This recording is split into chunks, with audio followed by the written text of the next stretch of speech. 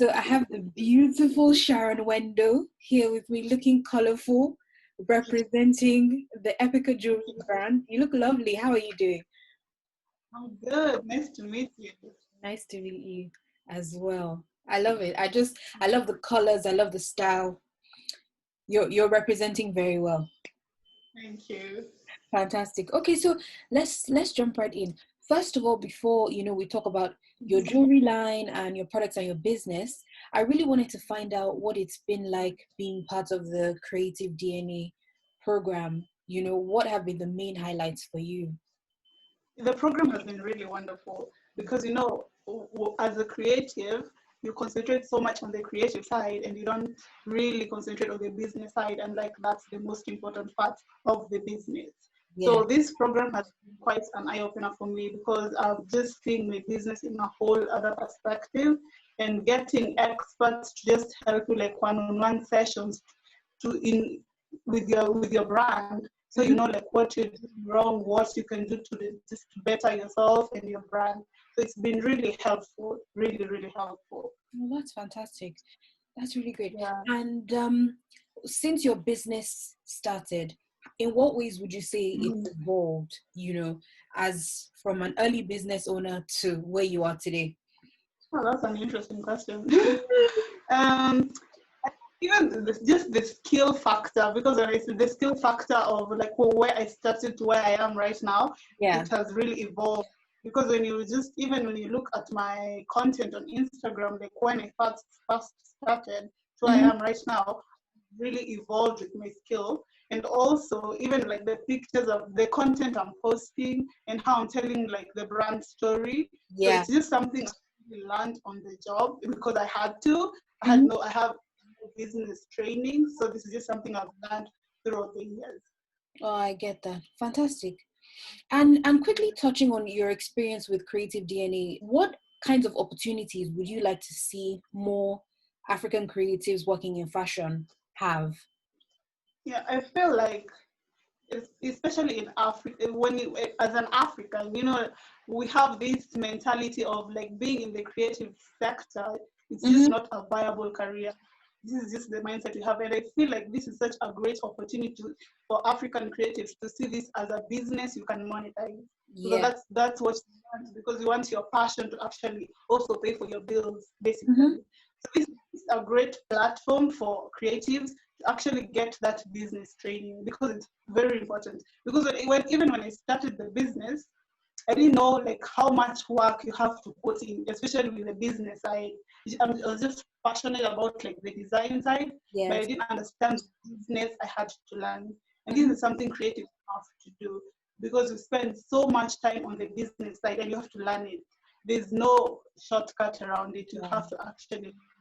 So this is just a great program for creatives to learn about business, and especially because I don't have any business training. I didn't go to college for business, Okay. so this yeah, and a lot of creatives haven't gone through like the training business training. So this is such a great opportunity to have people experts just help you in that aspect.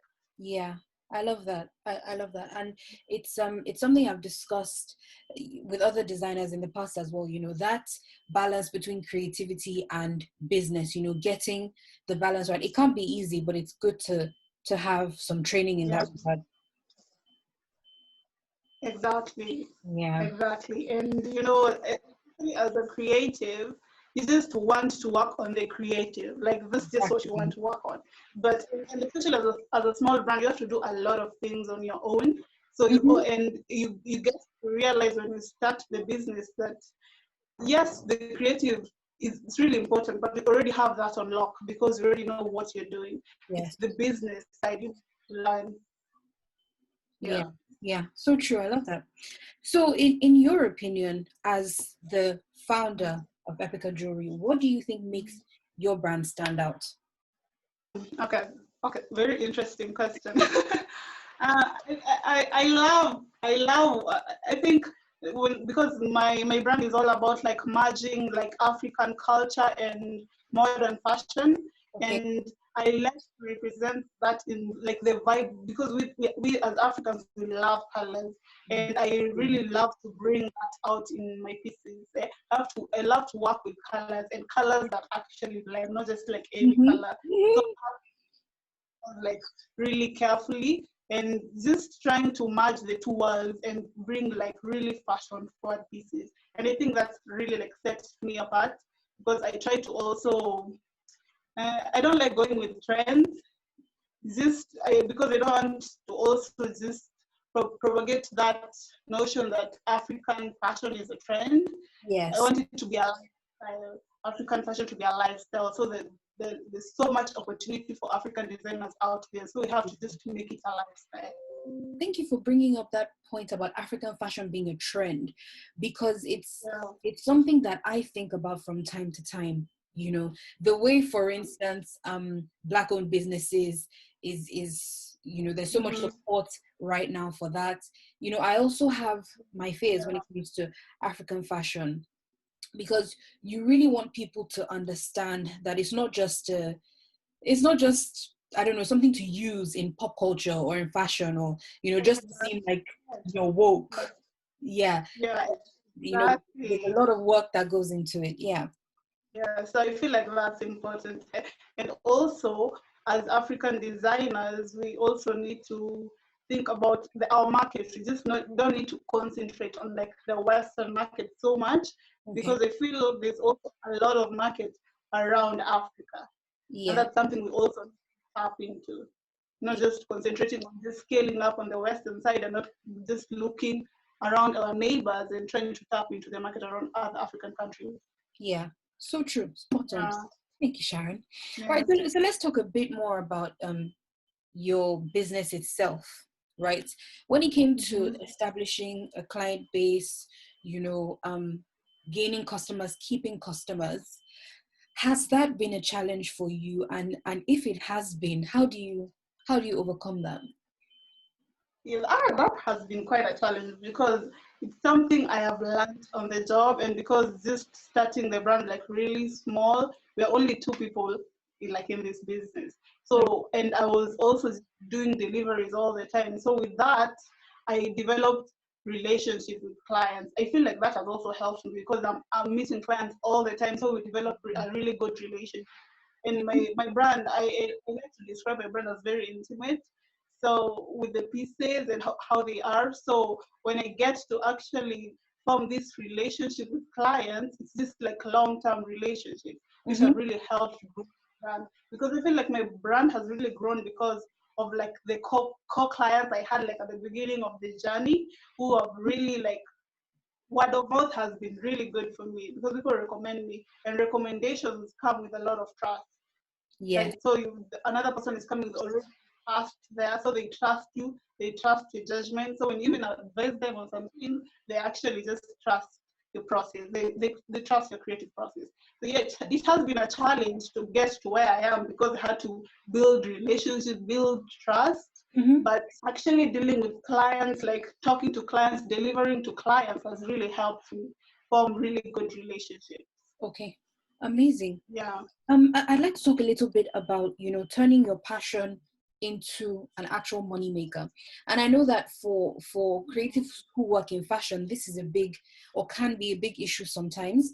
Because fashion, or the fashion industry, isn't seen as the most, lucrative when it comes to actual, making Yeah. good money.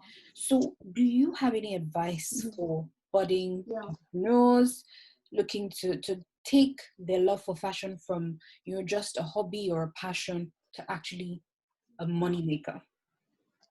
My first advice will be, the fashion, it's not easy, but the thing is, for you to actually just monetize this, you have to have passion. Because when I began the brand, I wasn't making any money at all.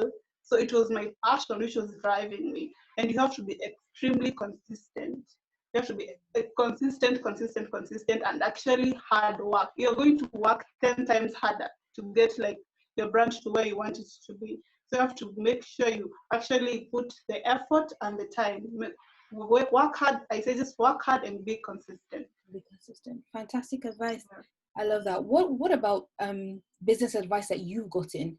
Is there any particular piece of advice that you still hold on to till date, or something that stands out to you that someone said? Wow. The thing is, I've got a lot of advice, but I feel like I just learned this recently, like during the creative dinner program, knowing your customer. Because I've had this business for over 2 years, and I feel like I just started knowing my customer recently. So if I actually learned this like earlier, I feel like I could have achieved so much like over a year ago. So knowing your research, do your research. You have to know your customer. Knowing your customer you like, when you know your customer, even when I know my customer personally, I know what pieces to make. Because when I started the brand, I was making a lot of things, a lot, which I was not selling. I loved them, but I wasn't selling. So I was just making basically for me. No one was buying it because I didn't know my customer. When you know your customer, you know where to start. Ah, okay. And what was that process like? Can you just give us just, one or two ideas of what it takes to know your customer? Research, like even the people who follow you, you have to actually follow your customers. What do they like doing? What are they liking on Instagram? What are they liking on Facebook? What events are they going to? You have to actually completely do intricate research, Yeah. constant research, because your customer is also like growing every Mm-hmm. single day. So you have to actually keep tabs with all your customers, write it down so that you know like who you're dealing with. Mm-hmm. And also it's good to always ask customers questions, especially like when I make something new and I have like these close clients I've sort of like made relationship with. Ask them like, will you wear this? Do you like this? Because you also need feedback before you launch something. Fantastic. Yes. Know your customer. I think that's amazing advice. As a business owner, on the whole, what would you say your ultimate goal is when you set out to create this line? When you set out to do this amazing thing, what vision did you have in mind? So I feel like I have a lot I want to do, but like the core thing I really want is just for me as an African designer to just get my brand known out there, because and also don't lose the authenticity of my brand. Mm. Even like when you're trying to scale up, I just don't lose the authenticity. So Mhm. I definitely want to scale up to go to international, but also as a small brand, I have to set up structures for scale up. Yeah. I'm still not there yet for like scaling up completely, but I have to set up structures for me to be able to scale up. So hopefully next year you will be seeing us in London Fashion Week. You never know. Yes. Yes. We look forward to that. That's amazing. Thank you so much, Yeah. Sharon. Thank you for speaking with Chic Magazine. It was a delight speaking to you. I love your smile. I love your brand. I love your vision. And we wish you the Thank you. absolute best. Thank you. All right. Thank you. Thank you for having me.